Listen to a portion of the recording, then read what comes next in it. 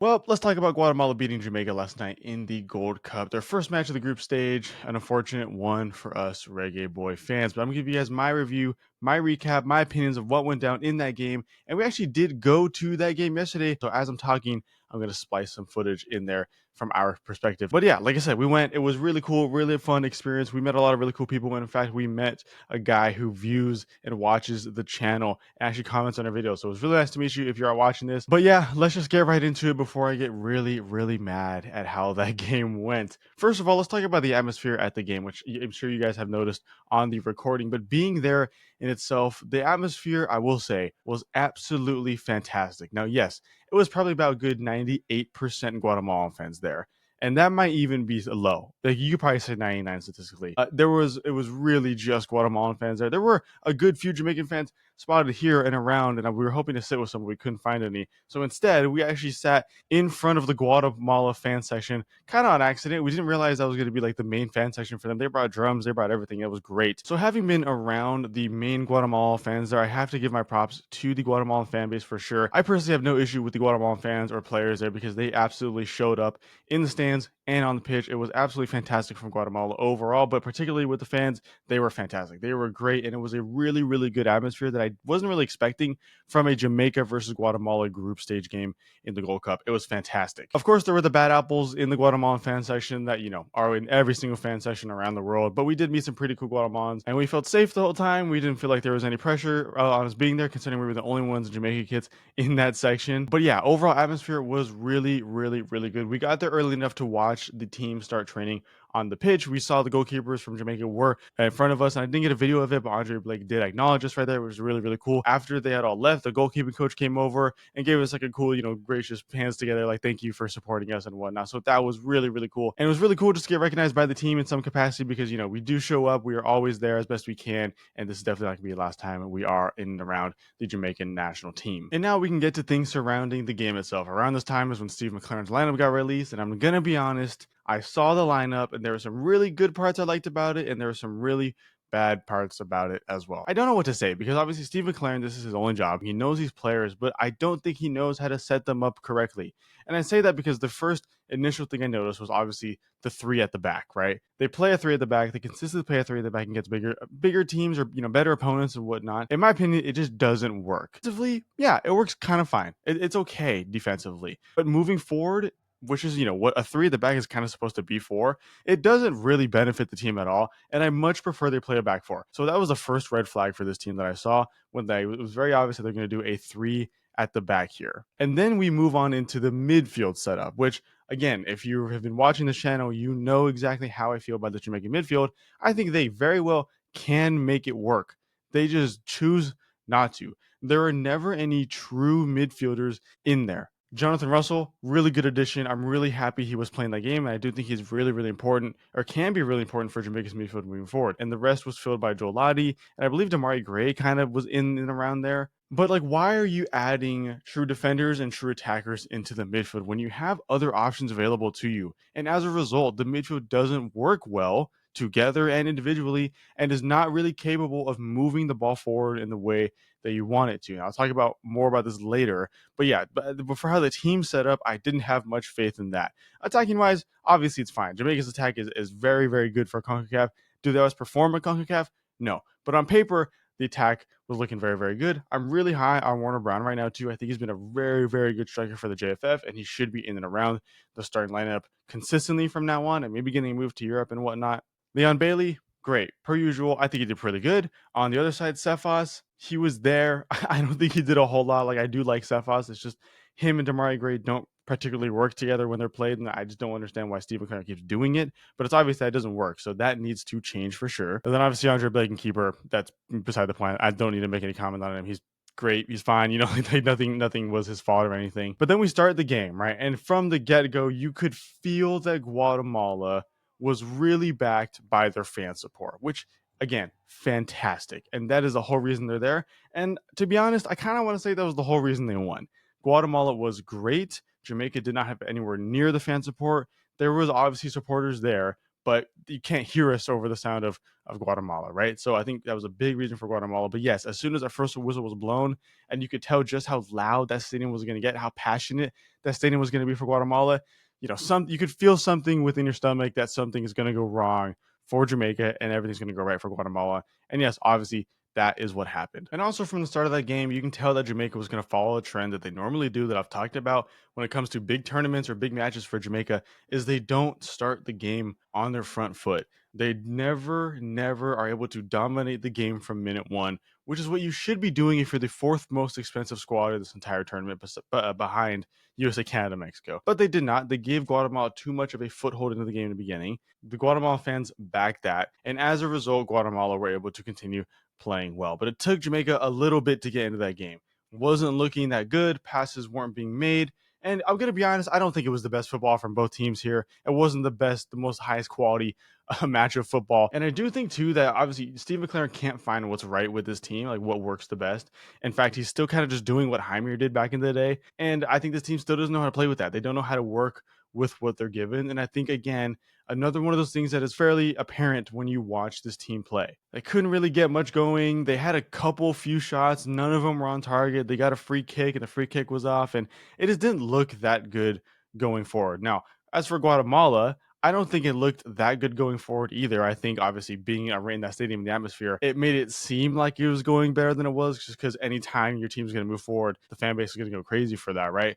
But I don't think Guatemala attacked too well. But then they scored that damn goal. And that goal, I will say, fantastic. It was amazingly worked to get that shot off. And it was a great finish. And I don't want to say they did or didn't deserve it, but that goal was great. And you cannot deny, we all looked at each other and we were like, holy crap. It was just a good backheel assist. It was great.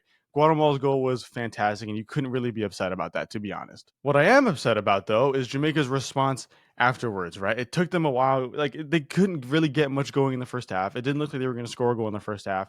And they did come out the gates after halftime looking good. I'll talk about that in a sec. But yeah, that first half, I think it was just really disappointing. But 1-0 to end the half was fine, right? I think the five of us really had a lot of faith that Jamaica were going to get something going moving forward, starting in that second half and throughout the second half, and they were going to get a goal. And we really wanted them to get a goal because we were going to celebrate with them because we were right behind the goal that they were going to score on. And of course, one time we're there, they couldn't score a single goal. But it was really obvious that Jamaica was just going to do what Jamaica does, whereas go into these games hyped as hell and not live up to it. And that sucks, man. I hate it. And obviously, you're playing with different factors. Like I said, you're playing the obvious away game in an overwhelmingly Guatemalan stadium. But at this point, that should not be an excuse anymore. Jamaica are just not performing the way they're supposed to, and that was apparent in this game. And now they don't have a point, but Guatemala and Panama do have 3. Anyways, they go into halftime, and we're chilling there 15 minutes. There was a cool little the Gold Cup anthem by Luis Fonsi was playing. Whatever, they had to turn our phone lights on. It was nothing crazy. It was just we were always waiting for the game to start. But the 5 of us really thought that Jamaica was going to get something on track in that second half. And let's talk about it. They came out of the gates. And you know what? I thought they started the second half pretty well. I will definitely say that Jamaica were the better team in the second half. If there was a team that deserved a goal in the second half, it was them. But of course, in that really entire second half, there was maybe 2 chances where I really thought they could have scored from. And otherwise, Jamaica just cannot create anything. And it sucks. It really does suck. Guatemala, obviously, and they could have just sat back and just waited for Jamaica to attack. And Jamaica doesn't have the creativity to play against that, right? Once the other team decides to sit back against Jamaica, and they have the quality to do so and not get broken down, which most of these teams do in CONCACAF, because I feel like defensively is the CONCACAF's biggest strength against each other. Jamaica can't get anything going. And that was very apparent in that second half. I thought Steve McLaren was outsmarted by the Guatemalan coach, if I'm being honest, or more so that Steve McLaren just doesn't know how to handle these situations and set up the team for success moving forward, especially when you're chasing a goal. I will say too, though, that Guatemala made it really hard for Jamaica to even get anything going in the second half. I thought they defended really well. I will say that I think the refs had a lot of calls in Guatemala's favor compared to Jamaica's, but there was some inverse too. I don't think the referee was that good personally, if I had to say so myself. But that definitely contributed to Guatemala being able to sit back and let Jamaica do what they want without getting anything. Like I said, there was like 2 or 3 chances that I thought they were going to do something and nothing really happened. And can I say too that I think Jamaica wastes a lot of their set piece chances. It never looks like it's going to be anything fantastic. Corners are fine. Corners are fine. But when it comes to free kicks, I just don't think that Jamaica sets themselves up for success when it comes to that or for getting a goal or anything. They kind of just lob it in and hope that someone's there, but the ball is never good enough to get to the likes of like Jonathan Russell or Mike Antonio or Ethan Pinnock to get the ball in the back of the net, at least when it came to this game. And yeah, there's just a lot of things wrong with how this team sets up in these games. I don't like Gray playing with Cephas, if I'm being honest. It doesn't work. I like both of them individually, but I really think Cephas works better off the bench. I think if you have Gray on the left and Bailey on the right and whoever you want in the middle, who probably as right now is Warner Brown, I think that's the good attack right there. I think that works the best. And you have a more true midfielder behind as a 10, like Bobby Reed, I think, would be the right option there. Regardless, though, I just don't like Demarai Gray being there with Cephas on the left because it doesn't work. They don't play well together, and they're not able to, ping the ball with each other in a way that scares the defense and allows them to get into good attacking positions. That was very obvious. I was not really impressed with Cephas that game. I thought he kept dribbling himself into tough positions and kept losing the ball afterwards, while also not having options around him to pass the ball to, which is obviously Jamaica's fault, not necessarily Cephas' fault, but I didn't like Cephas that much. Whereas Leon on the other side, I thought was fine. I thought he did a lot. He is obviously a really hard player to defend, and that was pretty apparent there too. And then Warner Brown in the middle, I like Warner Brown. I don't think he did a whole lot. I'm not saying that was necessarily his fault. They just really couldn't get the ball to him. I do think though, if Mike Antonio was 100% fit and started this game, I think the game would have ended a lot differently. Once Michael Antonio came on instead of Warner Brown, I think the game did change a lot in Jamaica's favor. Just because of the fact that Michael Antonio is fucking huge, dude. He's a fucking tank. And that is exactly what you need against the likes of Guatemala or many CONCACAF teams who are just going to sit there and try to bully you and not let your score go that way. If he was healthy enough to start this game, I think they would have had 1 or 2 goals in comparison to having 0 with Warner Brown. Now, again, Warner Brown, like I said, just didn't have that good of a game. It wasn't necessarily his fault. I just do think we need to see a lot more from him when it comes to that Guadeloupe game. And then Andre Blake, too. I thought Andre Blake was pretty good. I mean, his distribution was fantastic per usual. He had one really good save and a couple other like decent saves. But Guatemala could have gotten 1 or 2 more goals if it wasn't for Andre Blake's talents between the sticks there. So he deserves his praise as well. It's really just my issue is the midfield and I guess Warner Brown and Cephas. But the midfield is the most important thing. Like if you have the fourth most expensive squad in the Gold Cup, how is your midfield, the beating heart of the team, going to be the worst there overall? So that was just disappointing. But overall, I thought Guatemala played a good game. It was, I think, their first win against Jamaica in 17 years, which of course is the game that we go to. Of course it is, because that's exactly how it would work out. Is the first win in 17 years, we're at the game, spending our hard-earned money and recording it for you guys, just for that to be the result. That's fine. Whatever. Hopefully we'll go to the next Jamaica game that we can and they finally win there because we haven't watched a Jamaica game live for the channel, whether that's in person or on a live stream. Every time never works out for us. But yeah, now as a result, Jamaica has to go into the game against Guadeloupe, which is now a must-win game. And I do think Jamaica have the qualities to do it. They should be doing it. Guadeloupe just got beat 5-2 by Panama in the game before. Didn't look too bad, if I'm being honest. Guadeloupe still looked fine when they were down 4-1. And then after the Guadeloupe game, let's say they win that. Let's say Guatemala loses to Panama. That puts Panama on 6, Guatemala and Jamaica on 3, and then Guadeloupe at 0. But then Jamaica plays Panama at the end. And I think Jamaica would have to get the same or better result against Panama than Guatemala against Guadeloupe if they want to secure a second place finish, because they're not finishing first anymore. They're just not. So that is the way that Jamaica can move on to the next round of the Gold Cup, or they're going to be on the group stage. I'm not going to give you guys my opinion on what's going to happen there, just because if I do,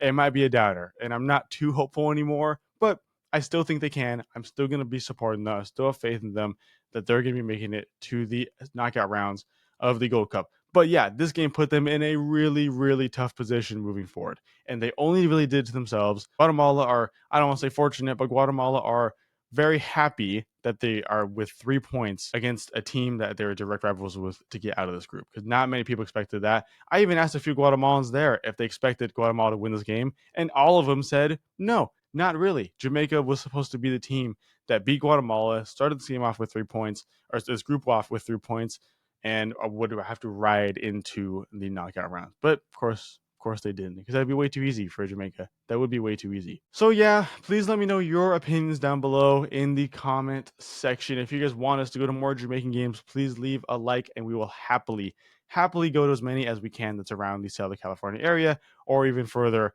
on if we have the resources available to us. If you guys want more Jamaican content for this Gold Cup and beyond, make sure to hit that subscribe button down below and turn notifications on so you're one of the first people to see that when it comes out. We have a lot of content planned over the next few weeks and this next year through the World Cup, so make sure to stick around for those. Otherwise, it's going to be it for me. My name was Elijah. Hopefully, we'll see you guys in future videos talking about how they beat Guadeloupe and Panama. And yeah, enjoy the rest of your day, guys. Take care.